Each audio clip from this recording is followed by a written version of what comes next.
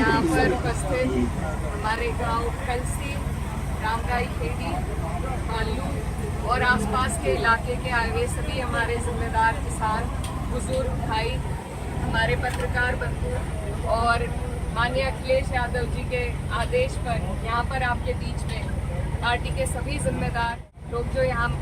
हम इकट्ठे डेलीगेशन के रूप में आए हैं, उन सब की तरफ से मैं आपको हाथ जोड़कर प्रणाम करती हूँ, सलाम करती हूँ। आज यहाँ पर हम, क्योंकि ये राजनीतिक करना आपका है, तो हम यहाँ पर सिर्फ आपका सहयोग करने, आपका समर्थन करने, आपकी हिम्मत बढ़ाने, हौसला अफजाई करने के लिए आए और आपकी मांगे सुनकर उनको जो भी,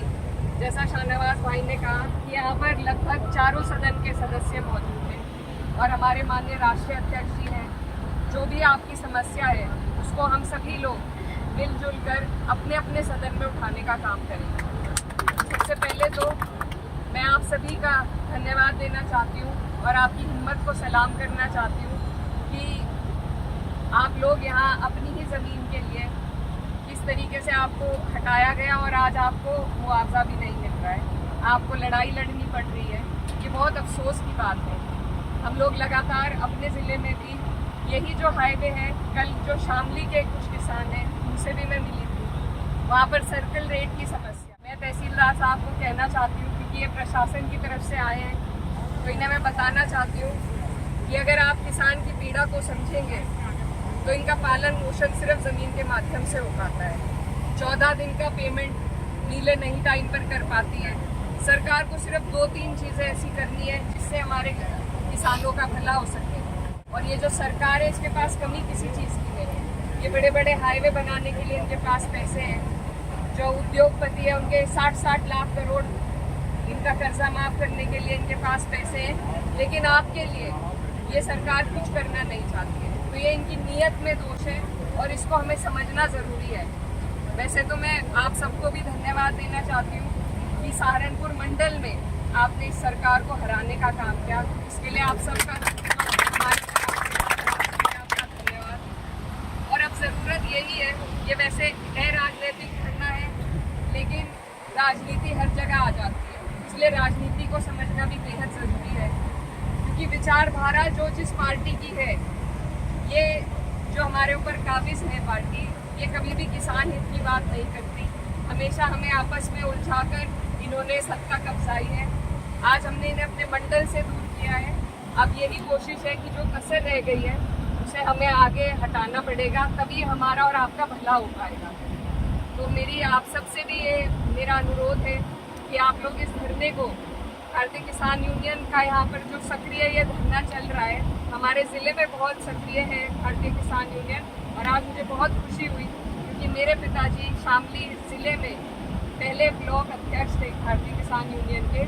तो हमारा सहयोग हमेशा आपके साथ है। हम सब किसान के घरों से आते हैं, आपकी पीड़ा को समझते हैं,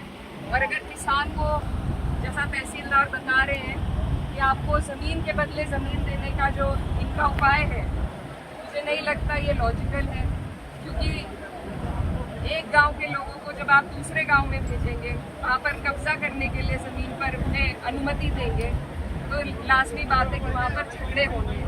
मुझे नहीं लगता कि कोई भी ज़मीन किसी भी ग्राम समाज की हो, चाहे रिक्त भी हो, उसे कोई छोड़ने का काम करेगा। तो ये हम सब यहाँ पर मौजूद हैं, तो मैं इस सभा के माध्यम से आपको ये कहना चाहती हूँ, धरने के माध्यम से, कि ये उपाय बिल्कुल इलॉजिकल है, अनुचित है, और इसका कोई फ़ायदा हमारे लोगों को, हमारे किसानों को नहीं होगा।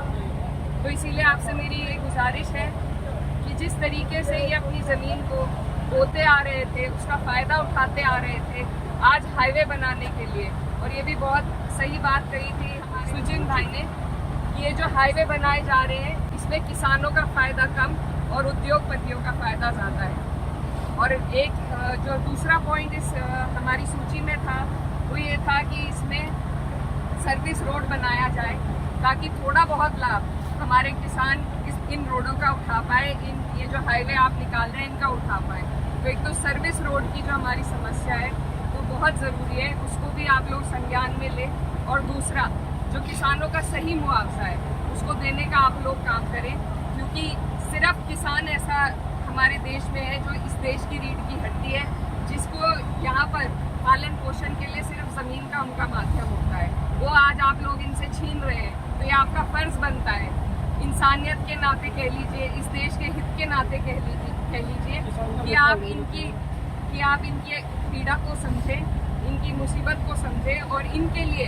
अपनी रिपोर्ट में इनका पक्ष रखकर आप अपने अधिकारियों से इनके लिए बात करें। और आप सबके बीच में, क्योंकि मैं खुद एक किसान की बेटी हूँ और यहाँ पर सभी लोग किसान परिवार से आते हैं, तो मैं आपको आश्वासन देना चाहती हूँ कि आपकी ये जो समस्या है, इसको हम संसद में,